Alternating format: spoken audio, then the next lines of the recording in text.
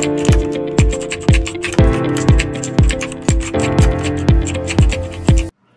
Chronicle of Pegapetta was one of the most cited documents by historians who wished to study the pre-colonial Philippines.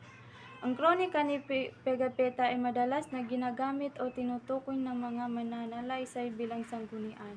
Ang mga mananalaysay ay nais pag-aralan ng kasaysayan ng Pilipinas bago dumating ang mga kolonyalista ay madalas na tumutukoy sa Chronicle ni Pegapetta dahil sa mga mahalagang impormasyon tungkol sa panahong iyon. As one of the earliest writing accounts, Pegapetta was seen a credible source for a period which was a prior, unchronicle, and undocumented. Ang kronika ni Pegapetta ay isa sa mga unang naisulat o naitala tungkol sa pre-colonial na Pilipinas. Dahil dito makikita ang mga mananalaysay, si Pegapetta bilang isang mapagkatiwalaang sanggunian para sa mga panahong iyon. Ang pre-colonial na panahon sa Pilipinas ay hindi gaanong naitala o naidokumento bago dumating ang mga European, tulad ni Pegapetta, kaya't ang kanyang kronika ay mahalaga para sa pagkunawa. The Pegapetta writings account for the purest pre-colonial society. Ang mga sulat ni Pegapetta ay nagbibigay ng isang pagtingin sa lipunan, pre-colonial na Pilipinas, partikular sa mga tao at kultura, sa mga lugar ng kanyang napuntahan tulad ng Cebu. Gayunpaman, ang kanyang mga observation o base sa kanyang sariling perspektiba bilang isang European noong ika-16th century at maaaring may mga limitasyon o bias.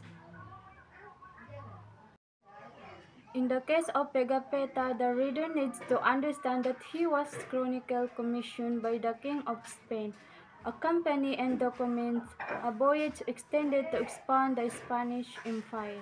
Ibig sabihin, si Pegapetta ay nagtala ng pangyayari dahil sa utos ng hari ng Espanya. Ang layunin nito ay dokumentuhin ang paglalakbay na pinamumunuan ni Ferdinand Magellan. Upang palawakin ang kapangyarihan ng Espanya, ang paglalakbay nito ay naglalayong palawakin ang imperyo ng Espanya sa pamamagitan ng pagtuklas ng mga bagong lupain at pakikipag-ugnayan sa mga katutubo. Ang konteksto ng paglalakbay at pagsulat ni Pegapetta ay bahagi ng mga pagsisikap ng Espanya na magkaroon ng mga bagong teritoryo at impluwensya sa mga ibang bahagi ng mundo. Pegapetta was also noble descent who came from a rich family in Italy. Si Pegapetta ay nagmula sa isang mayamang pamilya sa Italy. Ang kanyang pinagmulan ito ay maaaring nagbigay sa kanya ng edukasyon at mga oportunidad na makasama sa expedition ni Magellan. In reading Pegapetta description of the people, one has to keep in mind that he was coming from a 16th century European. Si Pegapetta ay may mga perspektibang kultura at mga pagtingin sa karaniwan sa mga European noong ika-16th century. Ang kanyang mga paglalarawan tungkol sa mga tao sa pre-colonial na Pilipinas ay maaaring maimpluwensyahan ng kanyang sariling background at mga idea tungkol sa ibang kultura.